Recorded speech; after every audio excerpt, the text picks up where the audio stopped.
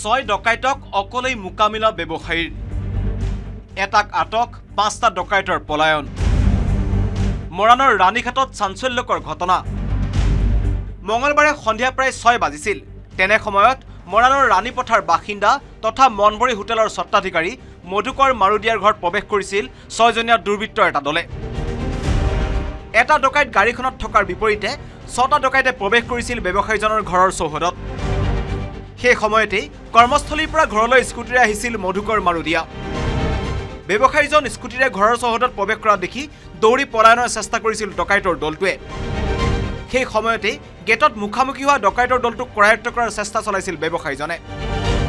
mask পৰিধান কৰি অহা ডকাইতৰ দলটোৱে ব্যৱসায়ীজনক প্ৰহাৰ কৰি পলায়নৰ চেষ্টা চলায়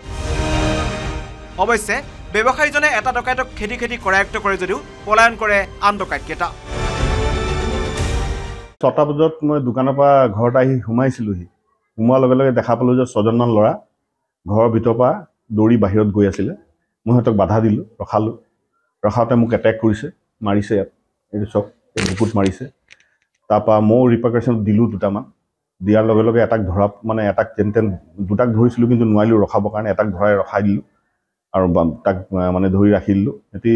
গোটেই হাতত মানে এই প্লাষ্টিক টেপ চেপ চব লৈ আহিছিলে মুখত সব মাস্ক মাৰি আহিছিলে পৰৱৰ্তী সময়ত ঘটনাস্থলীত উপস্থিত হয় গাঁওৰক্ষী বাহিনী আৰু মৰাণ আৰক্ষী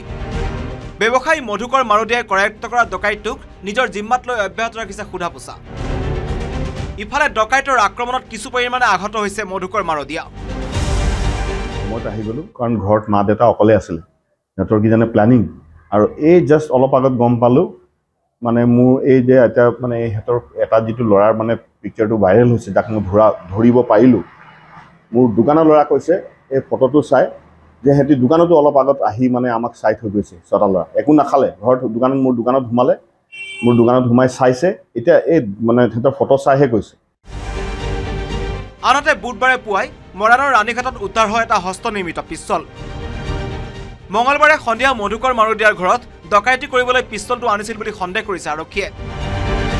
ইফালে মৰাণ আৰক্ষীয়ে পিষ্টলটো উদ্ধাৰ কৰি পলাতক ৬ ডকাইতৰ সন্ধানত অব্যাহত ৰাখিছে তদন্ত মৰাণৰ পৰা ৰিখেশ্বৰ বৰুৱাৰ report news ১৮ Assam north east